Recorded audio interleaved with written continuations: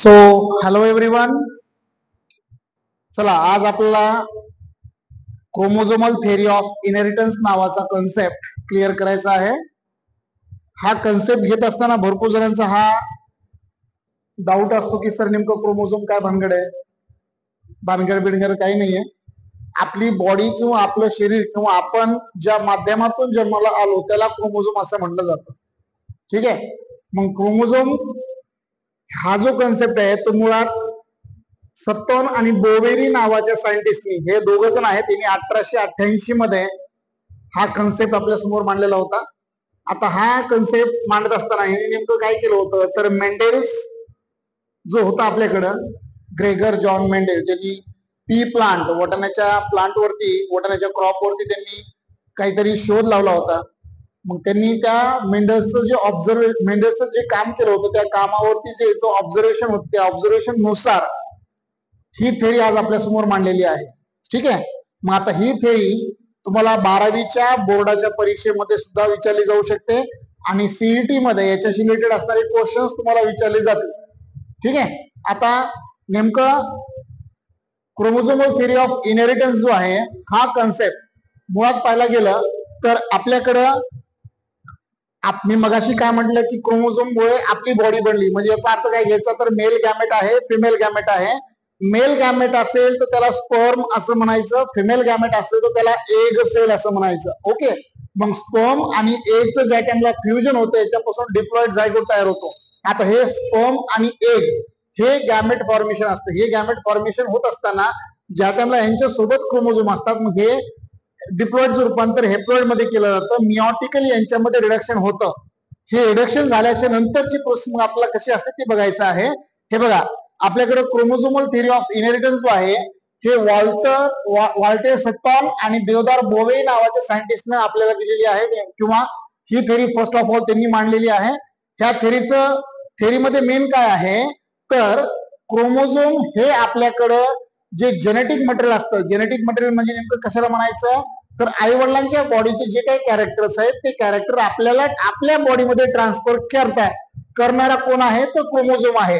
म्हणून याला काय म्हणायचं chromosome as the carrier of genetic material. ठीक आहे.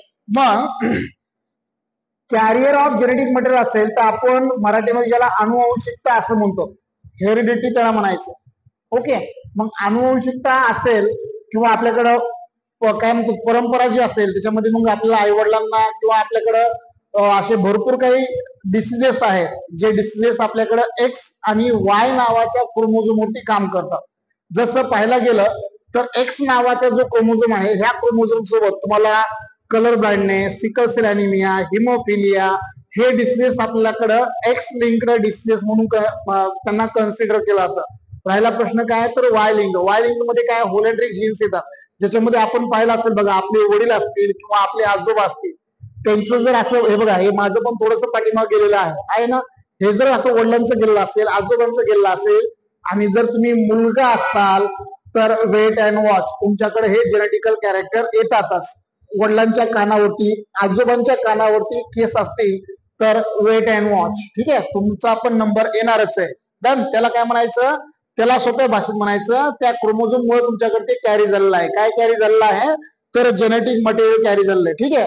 मग ही थेरी काय सांगतेय दिस थेरी स्टेट दॅट काय सांगतेय क्रोमोझोम जे असतात हे क्रोमोझोम सोमॅटिक सेल मध्ये हे जोडीनं प्रेझेंट असतात. कशाने प्रेझेंट असतात जोडीने. आता जोडीचा इथं अर्थ काय घ्यायचा तर आपल्याला माहित असेल की आपल्या शरीरामध्ये 46 क्रोमोझोम्स आहेत. किती क्रोमोझोम आहेत 46 chromosomes are present in our body in which 44 are autosomes and 2 chromosomes are sex chromosome. जे 46 क्रोमोझोम आहेत त्यातले 44 क्रोमोझोम किती 44 क्रोमोझोम्स हे आपल्या तळपायापासून आपल्या डोक्यापर्यंत सगळ्या बॉडीचं कॅरेक्टर तयार करायचं काम ते 44 क्रोमोझोम तयार करतात. ठीक आहे. आणि राहिला प्रश्न जे 2 सेक्स क्रोमोझोम आहेत हेच 2 सेक्स क्रोमोझोम आहे ज्याच्यामुळे तुम्ही मुलगा किंवा मुलगी जे काही आपण जन्माला येतो त्या 2 क्रोमोझोम मुळे येतो. ठीक आहे. मग इथं पेरिंगचा अर्थ काय घ्यायचा तर हे 46 क्रोमोझोम हे फक्त वडील किंवा फक्त आईकडून नाही आले ह्या दोघांकडून आलेले. मग वडिलांकडून क्रोमोझोम पुढे ट्रान्सफर होताना, आईकडून गॅमेट ट्रान्सफर होताना काय झालं तर ह्यांच्या बॉडीमध्ये अगोदर डिप्लॉइड नंबर होता, त्यांचं रूपांतर हेप्लॉइड मध्ये झालेलं आहे. मग हेप्लॉइड मध्ये रूपांतर झाल्याच्या नंतर 44 chromosome are reduced in half number by meiotically. ठीक आहे, जे 46 क्रोमोझोम होते हे 46 क्रोमोझोम मिओटिकली यांच्यामध्ये रिडक्शन झालं. जो 44 होता तो डिप्लॉइड झाला, डिप्लॉइडचं रूपांतर हेप्लॉइड मध्ये झालं. ठीक आहे, मग जर 46 असते तर 46 चा हाफ नंबर किती येतो तर 23 येतो.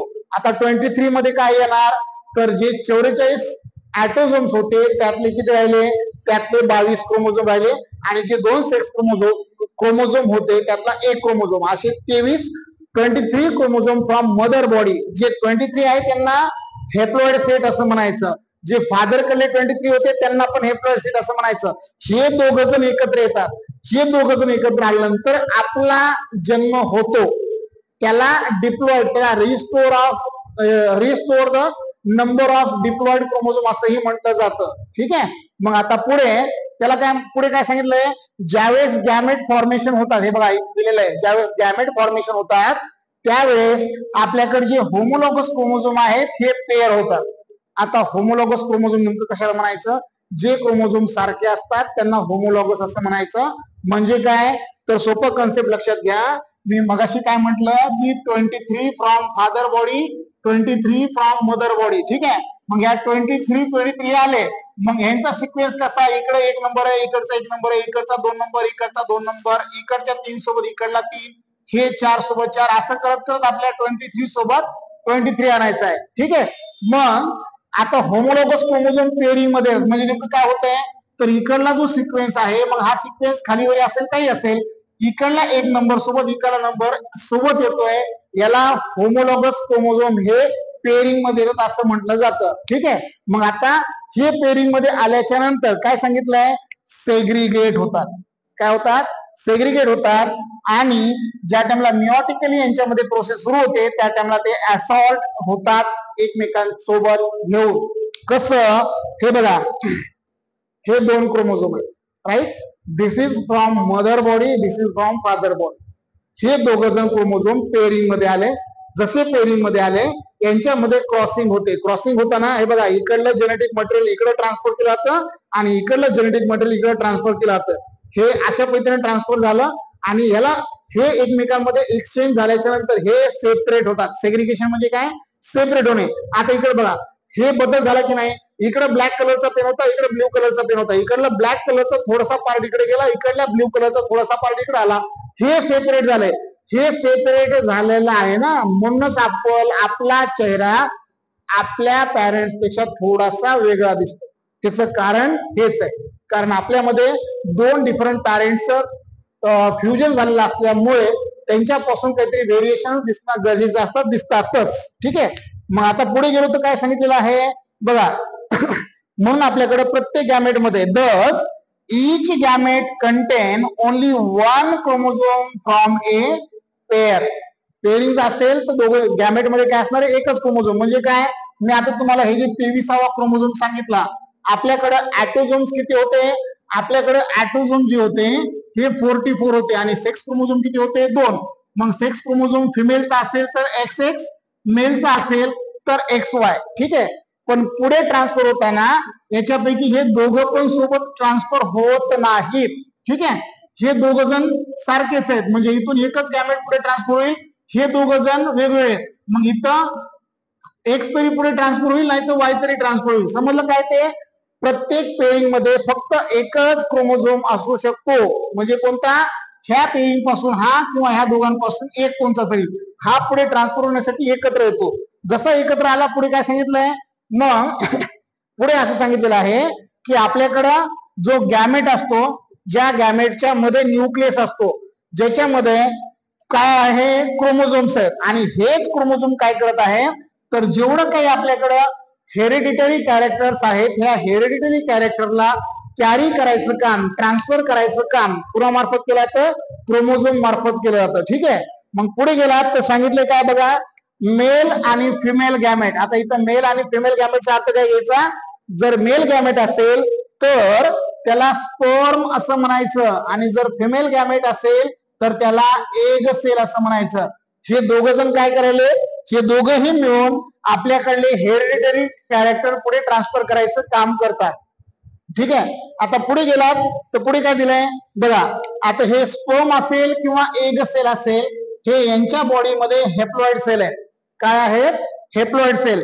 मग आता नेमकं हेप्लॉइड सेल म्हणणं कशाला, तर हेप्लॉइड सेल सोप्या भाषेत कशाला म्हणायचं, ज्या टाइमला आपल्या 46 क्रोमोझोमचं रिडक्शन झालेलं असतं ते हाफ नंबर मध्ये.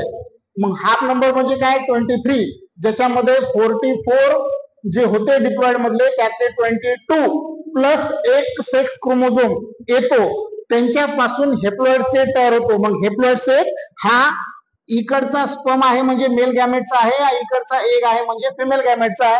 यांचं ज्या टाइमला फ्युजन होतं त्याच्यापासून फ्युजन झाल्यानंतर काय सांगितले बघा, restore the diploid number of chromosome in the species. जो कोणता क्रोमोझोम जो कोणती स्पेसिस असेल त्यांच्यामध्ये हे बघा 23 म्हणजे स्पर्म आणि इकडचे 23 म्हणजे काय, एग सेल. यांच्यापासून किती तयार झाले, 46. हे 46 म्हणजे काय, डिप्लॉइड सेट किंवा डिप्लॉइड नंबर ऑफ क्रोमोझोम त्याला म्हटलं जातं. ठीक आहे.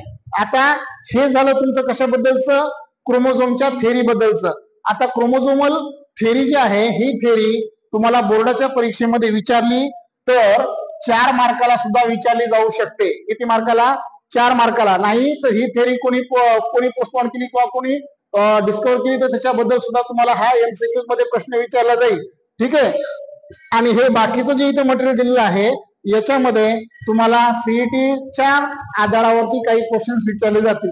हे झालं क्रोमोझोमल थेरी ऑफ इनहेरिटन्स बद्दल. आता नेमकं क्रोमोझोम काय आहे हे माहित असायला पाहिजे. तुमच्या समोर क्रोमोझोमची हेडलाईन दिसत आहे. हे भरपूर जणांना, जे विद्यार्थी नवीन आहेत त्यांना असं वाटतं की सर हे सगळं इंग्रजी भाषेत आहे, इंग्लिश लँग्वेज मध्ये आहे. But actually this is not the English word, this is the Greek word. ठीक आहे. तो ग्रीक भाषेत असलेला शब्द आहे ज्याची मिनिंग काय असते तर क्रोमा. क्रोमा म्हणजे कलर. ओके. आणि सोमा म्हणजे किंवा सोम म्हणजे काय, थ्रेड. एक कलरिंग थ्रेड आहे ज्याला क्रोमोझोम असं म्हणायचं. ठीक आहे. हा क्रोमोझोम जो आहे तो पुट फोर्थ केलेला आहे. काय केलेला आहे, पुट फोर्थ केलेला आहे. कुणी केलेला आहे, डब्ल्यू वाल्डेर नावाच्या सायंटिस्टनं 1888 साली. कधी, 1888 साली ह्या शब्दाचा वापर पहिल्यांदा कोणी केला होता, डब्ल्यू वाल्डेर नावाच्या सायंटिस्टने केला होता. आता डिपेंड करतं बघा काय, की आपल्याकडं ऑर्गॅनिझम कोणता आहे त्याच्यानुसार प्रत्येक क्रोमोझोमची साईज ही वेगवेगळी असते. डन. जसं आपल्याकडं विचार केला तर हनी बीज मध्ये 32 डिप्लॉइड सेट नंबर आहे. राईट. ह्युमन बिईंगचा विचार केला तर आपल्याकडे 46 नंबर आहे. तसं पण त्याच्यामध्ये मेटाफेज, अनाफेज, टेलोफेज, प्रोफेज ह्या ज्या फेजेस आहेत ह्या फेजेस मध्ये प्रत्येक क्रोमोझोमची साईज वेगवेगळी येते. ठीक आहे. म्हणून त्याला काय म्हणायचं, साईज ही वेगवेगळी आहे. आता जर आपण विचार केला की मेटाफेज क्रोमोझोम जर आपण घेतला तर तो प्रत्येक ठिकाणी वेगळा मिळू शकतो. जसं आपण मेटाफेज मध्ये असणाऱ्या क्रोमोझोमची साईज जर लांबीनुसार विचार केला किंवा लांबीनुसार पाहिली तर 0.1 to 33 मायक्रोमीटर ही त्याची लांबी आहे. कशामध्ये, मेटाफेज मध्ये. ठीक आहे. मग 0.2 to 2 मायक्रोमीटर इन थिकनेस. जाडपणा त्याचा किती आहे, 0.2 to 2 मायक्रोमीटर त्याची जाडी आहे. 0.1 to 33 मायक्रोमीटर ही त्याची लांबी येते. ठीक आहे. आता पुढे गेला तर आपल्याला विजिबल पाहायचं असेल तर केव्हा पाहू शकता तुम्ही, they can seen only visible. म्हणजे काय, तर विजिबल आपल्याला हे तेव्हाच आहे ज्या टाइमला डिव्हिजन चालू असतं. सेल डिव्हिजन नावाची एक प्रोसेस येते, ज्या प्रोसेस मध्ये सेल डिवाइड केला जातो. Cell division is a process in which cell are divided into 2 or 4 daughter nuclei. एकाचे 2 किंवा 2चे 4 किंवा 4चे 1 असं डिव्हिजन केलं जातं. ठीक आहे. मायटॉटिकली म्हणजे काय, एकाचे 2 होणे, 2चे 4 होणे, 4चे 8 होणे, त्याला मायटॉटिकली डिव्हिजन असं म्हणायचं. पण जो डिप्लॉइड सेट आहे म्हणजे काय, 4 आहे तर 4चा हाफ करायचा असेल तर तिथं मिओटिकली रिडक्शन केलं जातं. ठीक आहे. पुढे गेल्यात तर आपल्याकडे सगळ्यात महत्वाचं काय आहे तर क्रोमोझोम हा स्वतःला रेप्लिकेट करू शकतो. सेल्फ रेप्लिकेशन म्हणजे काय? स्वतःच्याच कॉपीज तयार करणे, त्याला काय म्हणायचं? Self replication. आणखी महत्वाचं काय? तर क्रोमोझोमचं एक महत्वाचं फंक्शन येतं किंवा महत्वाचा एक रोल आहे. काय रोल आहे? तर हा हेरिडिटी मध्ये काम करतोय. म्युटेशन महत्वाचं यांच्यामुळे घडतं, व्हेरिएशन आहे, आणि प्लस महत्वाचं काय होतं तर इव्होल्युशन नावाचा कन्सेप्ट यांच्यामुळे झालेला आहे. जसं विचार केला आपण तर आपण असं म्हणतो ना की आपले पूर्वज माकडं होते. म्हणजे आपला जन्म माकडांच्या पोटी झाला का? तर नाही झाला, कारण माकडांपासून माणूस होण्यासाठी मध्ये लाखो वर्ष निघून गेले. तो जो कन्सेप्ट होता किंवा तो जो वेळ निघून गेला त्या वेळेला काय म्हणायचं? इव्होल्युशन असं म्हणायचं. पण आजही आपल्याला माणसांमध्ये माकडं बघायला मिळतात. ठीक आहे, मग आपण इथं विचार काय करायचा? हेरिडिटी म्हणजे काय? तर transfer of genes from one generation to another generation. मग ते जीन्स कशावर होते? ते क्रोमोझोम होती, डीएनए वरती होते. ठीक आहे. म्युटेशन काय आहे? तर सडन हेरिटेबल चेंजेस. प्रत्येक वेळेस काहीतरी बदल आपल्या प्रत्येक पिढीमध्ये दिसत आहे, त्याला म्युटेशन असं म्हणायचं. व्हेरिएशनचा अर्थ काय घ्यायचा? जेव्हा जेव्हा एखाद्या बाळाचा जन्म होतो ते जन्माला आलेलं बाळ हे आपल्या पालकांपेक्षा थोडस वेगळं दिसतं. दिसण्याचं कारण असं आहे की आपण फक्त मम्मी किंवा फक्त पप्पा पासून जन्माला आलेलो नाहीये, आपण ह्या दोघांपासून जन्माला आलो. दोघांचं मिश्रण असल्यामुळे आपला चेहरा त्या पालकांपेक्षा थोडासा वेगळा दिसतो. त्या कन्सेप्टला काय म्हणायचं? व्हेरिएशन असं म्हणायचं. आता राहिला प्रश्न, क्रोमोझोम जे आहे हा क्रोमोझोम केमिकली ह्या क्रोमोझोम मध्ये किंवा क्रोमोझोम जर आपण विचार केला तर केमिकली कशापासून बनलेला आहे? क्रोमोझोम मध्ये आपण डीएनए पाहू शकतो. ओके, त्याच्यामध्ये आपण हिस्टोन पाहू शकतो आणि नॉन हिस्टोन प्रोटीन पण याच्यामध्ये आपल्याला पाहायला मिळतात. समजायला काय? ते chromosome, DNA, histone, non histone proteins आपण त्याच्यामध्ये पाहू शकतात. आणि राहिला प्रश्न महत्वाचा की क्रोमोझोमचं फंक्शन काय आहे? तर सिंपल एकच फंक्शन आहे, chromosome are the hereditary character. Chromosome काय करायला आहे? आपले जे काही हेरिडिटरी किंवा जे काही जेनेटिक मटेरियल आपल्या पॅरेंट्स मध्ये असेल त्यांना कॅरी करायचं काम कोण करत आहे? क्रोमोझोम करत आहे. आता इथे एक गोष्ट लक्षात घ्या रे बाळांनो. काय लक्षात घ्या? की क्रोमोझोम बद्दल तुम्हाला बोर्डाच्या परीक्षेमध्ये एखादा प्रश्न विचारला जाईल. इथं ग्रीक वर्ड बद्दल सांगितलेलं आहे, कोणी डिस्कवर केलं ते सांगितलेलं आहे, साईज सांगितलेली आहे, विशेष म्हणजे काय सांगितलंय, ह्याचा महत्वाचा रोल काय ते सांगितलेलं आहे, आणि केमिकली डीएनए डीएनए, हिस्टोन आणि प्रोटीन्स हे आपल्याला त्या क्रोमोझोम मध्ये बघायला मिळतं. ठीक आहे, मग हे तुम्हाला सीईटीच्या आधारावरती काही प्रश्न विचारले जातील. डन. चला कंटिन्यू करूयात आपण. तर बघा, आपण आता जे क्रोमोझोम पाहिले होते किंवा जसं क्रोमोझोम्स आपण पाहिले त्याच्यानुसार आपण मग नंबर जे असतात क्रोमोझोमचे ते आज आता इथून पुढे आपल्याला कंटिन्यू करायचे आहे. ठीक आहे, तर एक गोष्ट लक्षात घ्यायची, एक प्लॉयडी नावाचा कन्सेप्ट येतो. कोणता? PLOIDY, ploidy. ओके, आता प्लॉयडी म्हणजे नेमकं काय असतं?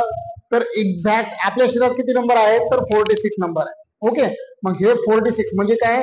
एक्झॅक्ट नंबर जर एखाद्या सेलमध्ये असेल तर त्याला सोप्या भाषेत काय म्हणायचं? प्लॉयडी असं म्हणायचं. काय सांगितले बघा? The number of complete set of chromosome. कशामध्ये? Within a cell. त्याला काय म्हणायचं? त्याला सोप्या भाषेमध्ये प्लॉयडी असं म्हणायचं. म्हणजे एखादा सेल आहे, कोणता सेल असेल? युकॅरियोटिक सेल आहे. मग युकॅरियोटिक सेल जर आपण विचार केला तर त्याच्यामध्ये 46 नंबर असतात. जर हे सगळा सेल त्या क्रोमोझोमचा असेल, त्या एखाद्या सेलमध्ये पूर्ण संख्येनं असेल तर त्याला काय म्हणायचं? त्याला प्लॉयडी असं म्हणायचं. पुढे गेला तर काय सांगितलंय बघा? आता ह्या याच्यामध्ये प्लॉयडीचे 2 टाइप्स येतात. पहिला टाइप हा जो प्लॉयडी आहे याचे 2 टाइप्स कोणते कोणते? एक आहे यू प्लॉयडी, दुसरा आहे अनयू प्लॉयडी. ठीक आहे, एक आहे यू प्लॉयडी आणि दुसरा आहे अनयू प्लॉयडी. आता यू प्लॉयडीचा अर्थ काय घ्यायचा बघा? एखाद्या वेळेस जर क्रोमोझोम नंबर जो आहे एखाद्या सेलमध्ये त्याच्या एक्झॅक्ट मल्टिपल असेल, कशाच्या? प्रायमरी बेसिक नंबरच्या एक्झॅक्ट मल्टिपलचा अर्थ काय घ्यायचा? तर प्रायमरी बेसिक नंबर म्हणजे काय? तर आपला हेप्लॉइड सेटचं मल्टिपल केलं आपण तर किती येतं? तर 46 येतं. राईट. मग जर 46 नंबर येत असेल म्हणजे हे ऍक्युरेट जेवढे आहेत तेवढेच येतात, त्याला काय म्हणायचं? त्याला यू प्लॉयडी असं म्हणायचं. ठीक आहे, मग यू प्लॉयडी मध्ये काय घ्यायचं? तर यू प्लॉयडी मध्ये काय काय येतं बघा? मोनोप्लॉइड किंवा ज्याला आपण हेप्लॉइड असं म्हणायचं. हेप्लॉइड म्हणजे काय? तर एन नंबर ऑफ क्रोमोझोम त्याला काय म्हणायचं हेप्लॉइड सेट. म्हणजे काय तर 23 नंबर ऑफ क्रोमोझोम त्याला काय म्हणायचं हेप्लॉइड सेट ऑफ क्रोमोझोम. पुढे गेला तर डिप्लॉइड 2n. ओके 2n चा अर्थ काय घ्यायचा डिप्लॉइड म्हणजे काय तर डबल सेट ऑफ क्रोमोझोम म्हणजे काय डिप्लॉइड. ट्रिप्लॉइडचा अर्थ काय घ्यायचा 3n. जर 3 सेट असतील क्रोमोझोमचे त्याला ट्रिप्लॉइड असं म्हणायचं. टेट्राप्लॉइड याला 4n 4 सेट ऑफ क्रोमोझोम. ठीक आहे नीट परत आहे का हेप्लॉइड म्हणजे काय तर सिंगल क्रोमोझोमचा सेट असेल म्हणजे फक्त एकाच पॅरेंट्स कडला असेल तर त्याला काय म्हणायचं हेप्लॉइड. म्हणजे काय तर 23 नंबर. ओके त्याला एन नंबरनं इंडिकेट केलं जातं. नंतर डिप्लॉइड नंबर आहे जर 2 सेट असतील क्रोमोझोमचे. 2 सेट म्हणजे कोणते हे बघा इकडले 23 आणि इकडले हे 23 असं मिळून आपल्याकडे डिप्लॉइड सेट तयार होतो. डन. त्याला काय म्हणायचं त्याला डिप्लॉइड असं म्हणायचं. त्याला 2n न इंडिकेट केलं जातं. ट्रिप्लॉइड म्हणजे काय तर 3 क्रोमोझोमचा सेट असेल त्याला 3n असं म्हटलं जातं. राईट. टेट्राप्लॉइड मध्ये 4 क्रोमोझोमचा सेट असेल तर त्याला टेट्राप्लॉइड असं म्हटलं जातं. ओके म्हणजे हे इकडे सोप्या भाषेमध्ये इयुप्लॉइडचा अर्थ काय घ्यायचा तर नॉर्मल क्रोमोझोमची संख्या आहे. ओके आता पुढे गेला तर अनइयुप्लॉइडी. आता अनइयुप्लॉइडी मध्ये काय घ्यायचं तर नीट लक्ष घ्या रे. आपण असे काही व्यक्ती पाहिले असतील जे तुम्हाला ट्रेनमध्ये 10 रुपये मागत असतील रोडवरती थांबून तुम्हाला 10 रुपये मागत असतील तर त्यांची जी म्हणजे ते ज्या क्रोमोझोमच्या माध्यमातून तयार झालेले असतील तर तिथं एकतर ऍडिशन असेल किंवा डिलिशन झालेले क्रोमोझोम्स असतील. ठीक आहे तो जो कन्सेप्ट आहे तो कन्सेप्ट इथे येतो ज्याला अनइयुप्लॉइडी असं म्हणायचं. डन. अनइयुप्लॉइडीचा अर्थ काय घ्यायचा क्रोमोझोमचा नंबर जो आहे हा क्रोमोझोमचा नंबर तुमच्या कुठल्या हेप्लॉइड सेटच्या क्रोमोझोमच्या एक्झॅक्ट मल्टिपल नसतो. त्याला काय म्हणायचं त्याला अनइयुप्लॉइडी असं म्हणायचं. ठीक आहे म्हणजे क्रोमोझोमचा नंबर तुमचा बरोबर नाही. सोप्या भाषेत काय तर आपल्याकडं मी मगाशी सांगितल्या पद्धतीनं 44 हे काय आहे 44 हे ऍटोझोम्स आहेत. राईट. राहिले हे 2 यांना सेक्स क्रोमोझोम असं म्हणायचं. मग हा जो अनइयुप्लॉइडी नावाचा कन्सेप्ट आहे हा कन्सेप्ट ह्या क्रोमोझोम वरती येतो. एकतर हे क्रोमोझोम कमी झालेले असतील नाहीतर निघून गेलेले असतील किंवा आपण कमी होणे म्हणजे निघून जाणेच. एकतर ऍड तरी होतील नाहीतर डिलीट तरी होतील. हा कन्सेप्ट येतो. म्हणजे काय तर अनइयुप्लॉइडी होण्याचे कारण काय आहेत एकतर ऍडिशन होईल नाहीतर डिलिशन होईल. ओके आता नीट लक्ष घ्या रे. ऍडिशन झालं तर संख्या वाढत आहे डिलिशन झालं तर संख्या कमी होत आहे.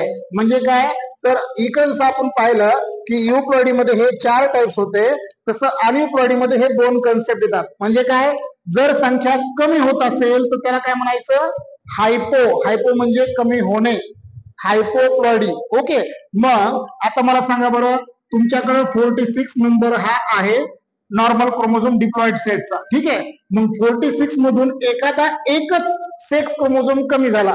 हे जे 2 आहेत त्यातला इथं आपण एक कमी करूया. म्हणजे इथं तुमचा नॉर्मल क्रोमोझोम संख्या किती येत आहे मग 45.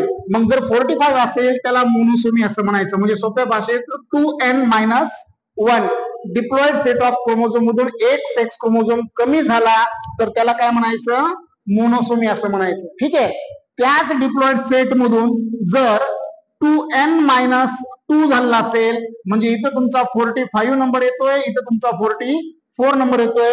नलिसोमी मध्ये सोप्या भाषेत लक्षात घ्यायचं की जो कोणता पर्सन ह्या कंडिशन मध्ये असेल किंवा ह्या कॅरेक्टर मध्ये असेल तर त्यांच्यामध्ये हे 2 क्रोमोझोम अजिबात नसतात. त्याला म्हणून काय म्हणायचं नलिसोमी नील कॅरेक्टर आहे. ओके पुढे गेला हे बघा आता हायपोप्लॉइडी मध्ये काय झालं इथे 1 कमी झाला इथं 2 कमी झाले. हायपो म्हणजे काय कमी होणे. आता इथं आहे हायपरप्लॉइडी. हायपर म्हणजे काय जास्त होणे. आता जास्त काय तर हे बघा ट्रायसोमी. आपल्याला ह्याच टॉपिक मध्ये पुढच्या व्हिडिओमध्ये याच्याबद्दल थोडं जास्त डिटेल मध्ये माहिती घ्यायची आहे. आता इथं ट्रायसोमीचा अर्थ काय घ्यायचा तर हे बघा 2n+1 म्हणजे तुमचं आता 2n म्हणजे किती आहेत 46. 1 म्हणजे किती आहेत म्हणजे 46+1 किती झाले 47. इथं नेमकं कॅरेक्टर काय होतं तर ह्या जे 2 सेक्स क्रोमोझोम आहेत मग ते आपण XX घेऊयात किंवा XY घेऊयात. काइंड ऑफ इन्फॉर्मेशन ट्रायसोमी जो आहे तो फक्त इथं एक्स्ट्रा क्रोमोझोम वाढतो. पुरुषांमध्ये जर एक एक्स्ट्रा एक्स क्रोमोझोम वाढलेला असेल पुरुषांमध्ये एक एक्स्ट्रा क्रोमोझोम वाढलेला असेल तर त्याला फेमिनाइज्ड मेल असं म्हणलं जातं. ह्याला फेमिनाइज्ड मेल का म्हणायचं तर नीट लक्ष घ्या रे. मी तर काय सांगितलं, एक्स वाय हा मेल कॅरेक्टर मध्ये असणारा क्रोमोझोम आहे. ओके, पण याच्यासोबत जर एक्स कॅरेक्टर ऍड झालं तर हे तुमचं ट्रायसोमी होत आहे. डन. मग आता हे जर ट्रायसोमी होत असेल तर मला सांगा, हा एक्स वाय कोण आहे, जेंट्स आहे किंवा पुरुष आहे. ओके, हे एक्स एक्स कोण आहे, फिमेल आहे. पण हे दोन्ही कॅरेक्टर एकाच पर्सन मध्ये सापडत आहेत ना. मग जर दोन्ही कॅरेक्टर एकाच पर्सन मध्ये सापडत असतील तर त्याला काय म्हणायचं, ट्रायसोमी. त्याला काय म्हणलं जातं, ट्रायसोमी असं सॉरी, त्याला ट्रायसोमी असं म्हणायचं. ठीक आहे. मग पुढे टेट्रासोमी, 2n+2 म्हणजे किती झाले, 48 नंबर ऑफ क्रोमोझोम. डन. इथं तुमचा टेट्रासोमी बघा, इथं हायपर मध्ये इथं एक वाढला, इथं 2 वाढले. हायपो मध्ये 1 कमी झाला, 2 कमी झाले. हायपोप्लॉइडी कमी करायचंय, हायपरप्लॉइडी वाढवायचंय. डिलिशन म्हणजे हायपोप्लॉइडी, ऍडिशन म्हणजे हायपरप्लॉइडी. ठीक आहे. आता इथल्या कन्सेप्ट मध्ये हे लक्षात घ्या रे, हे तुम्हाला सीईटी मध्ये विचारले जाणारे प्रश्न आहेत. What is mean by hyperploidy किंवा what is hypoploidy, what is the example of hypoploidy, हे तुम्हाला नंतर मध्ये सांगता आलं पाहिजे. ठीक आहे. इकडचा प्रश्न गेला तर इकडे आपल्याकडे मोनोप्लॉइडी आहे, डिप्लॉइड आहे, ट्रिप्लॉइड आहे आणि टेट्राप्लॉइड आहे. मग एन नंबर इंडिकेट कशाला करतो हे सांगता आलं पाहिजे. 2n म्हणजे काय हे सांगता आलं पाहिजे. 2n फक्त नॉर्मल स्मॉल एन नंबर असेल, हे बघा इथे दाखवलेला नॉर्मल म्हणजे रेसेसिव्ह किंवा आपण ज्याला काय म्हणतो स्मॉल लेटर मध्ये जर एन असेल तर याला आपण काय म्हणतो, त्याला आपण हेप्लॉइड असं म्हणायचं. 2n असेल डिप्लॉइड म्हणायचं, 3n असेल ट्रिप्लॉइड म्हणायचं, 4n असेल टेट्राप्लॉइड. आता इथे एनचा अर्थ काय घ्यायचा, single set of chromosome. 2n चा अर्थ डबल सेट ऑफ क्रोमोझोम. 3 चा अर्थ काय घ्यायचा, 3n stand for triple set of chromosome. 4 चा अर्थ काय घ्यायचा, 4 सेट ऑफ क्रोमोझोम. इकडे त्याचे वेगळे, नॉर्मल क्रोमोझोम मध्ये एकतर वाढ करायची आहे, नाहीतर नॉर्मल क्रोमोझोम मध्ये एकतर त्याची कमी करायची. मग नेमकं कमी काय करणार आहे तुम्ही, फक्त सेक्स क्रोमोझोम कमी करत आहे. ठीक आहे. हे अशा पद्धतीने आपल्या क्रोमोझोमची नंबरिंग असते. ही नंबरिंग डिपेंड करतं की ऑर्गॅनिझम कसं आहे. आता इकडे बघा, हे सगळं नॉर्मल आहे, इकडे थोडस वेगळ्या पद्धत आहे. इकडलं नॉर्मल आहे म्हणजे इकडलं काय असेल मग ऍबनॉर्मल असेल. ठीक आहे. आता आपण थांबूयात. आपणही हे व्हिडिओ व्यवस्थित पाहून घ्या, सर्वांनी व्हिडिओ पाहण्याचा प्रयत्न करा. ठीक आहे. 11वी 12वी विज्ञान वर्गाचे जे काही विद्यार्थी असतील त्यांनी हे व्हिडिओ पाहणं गरजेचं आहे. तुम्हाला बोर्डाच्या परीक्षेसाठी आणि सीईटी साठी हे कंटेंट खूप उपयुक्त येतील. थँक्यू.